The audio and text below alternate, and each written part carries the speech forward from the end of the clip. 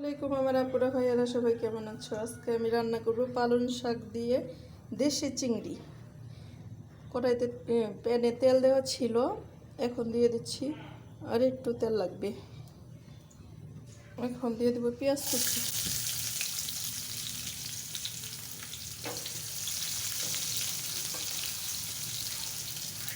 এখন দিয়ে দেবো সে দেশি চিংড়ি মাছটা।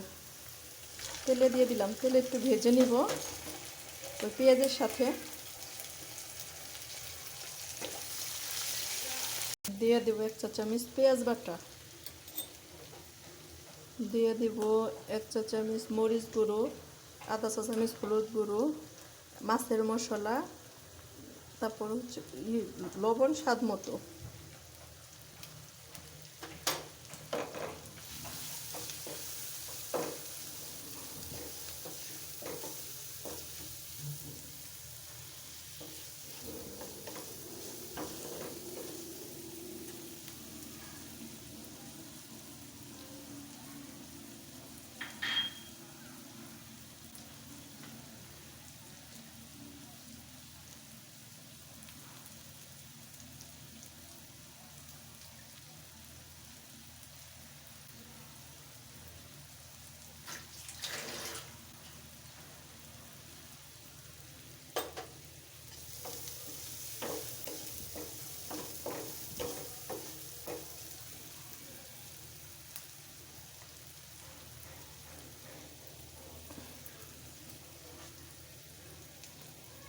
দিয়ে দেবো আধা চা চামচ পেঁয়াজ রসুন পেস্ট, জিরা পেস্ট 1 চা চামচ।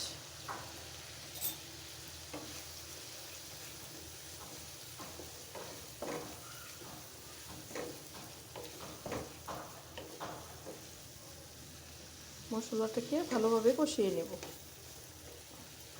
দিয়ে দেবো কিছু কাঁচামরিচ। কাঁচামরিচের অংশটা তোমরা অবশ্যই বেশি দিবা, কারণ শাক তো। এখন দিয়ে দেবো যে ধুয়ে রাখা পালং শাকটা।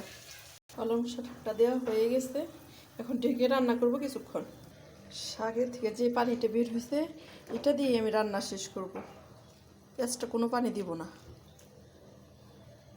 শাকের থেকে যে ঝোলটা বের হয়েছে এই ঝোল দিয়ে আমি রান্না শেষ করব।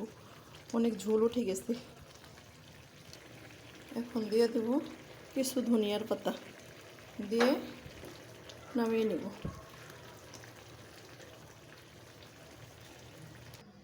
বাজ হয়ে গেল আমার পালং শাক দিয়ে দেশি চিংড়ির ঝোল রান্না। আমার রেসিপিটি যদি তোমাদের ভালো লাগে আমার পেজটা ফলো করো প্লিজ। আমার ইউটিউব চ্যানেলটাকে সাবস্ক্রাইব করে দিও। সবাই ভালো থেকো, সুস্থ থেকো। আল্লাহ হাফিজ।